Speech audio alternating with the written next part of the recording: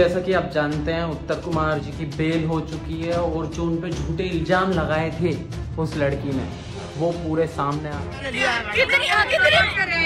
ठीक है।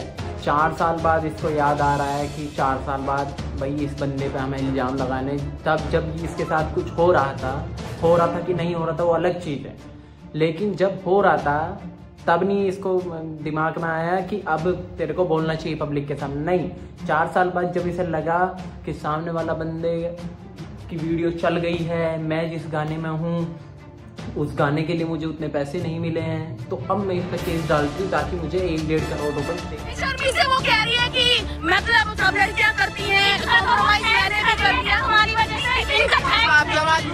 पागल बनाने की स्कीमें लेके आई है और कुछ नहीं है। ये बेकार के जो मुद्दे डाले गए थे उत्तर कुमार जी पर अब वो क्लियर हो गए हैं, बेल मिल गई है और ये बाइज्जत बरी भी हो जाएंगे इस केस में। ऐसी कोई बड़ी बात नहीं है क्योंकि 4 साल बाद कोई मान्य नहीं है, ठीक है।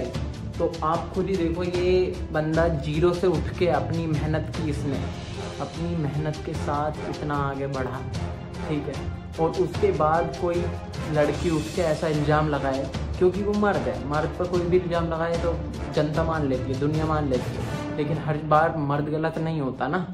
तो यही बात हम बोल रहे हैं और यही बात सारी जनता बोल रही है, उनके प्रशंसक भी यही बात बोल रहे हैं कि भाई तू 4 साल पहले कहाँ थी, 4 साल बाद तेरे को याद आया, या तो तू किसी के भड़काए में आके तूने केस लगाया है, ठीक है, या फिर तुझे पैसा चाहिए, पैसे की भूख लग गई तेरे को, पेट भरना अपना, ठीक है। तो ये तो गलत बात है ना। अच्छा खासा काम कर रही है भाई, काम कर, पैसे ले अपने, ये थोड़ी हराम कर थोड़ी आ रहा है कि वो बंदा भी तो बेचारा जीरो से उठ के यहाँ पे तक आया है, वो क्यों देगा पैसे?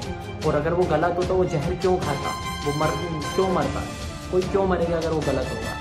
अरे वो सही है तभी तो उसने जहर खाया, उसको इज्जत प्यारी थी तभी उसने जहर खाया, वो तो शुक्र माना वो मरा नहीं बेचारा, अगर वो मर जाता फिर क्या होता, तो दुनिया पता नहीं क्या क्या बोलती।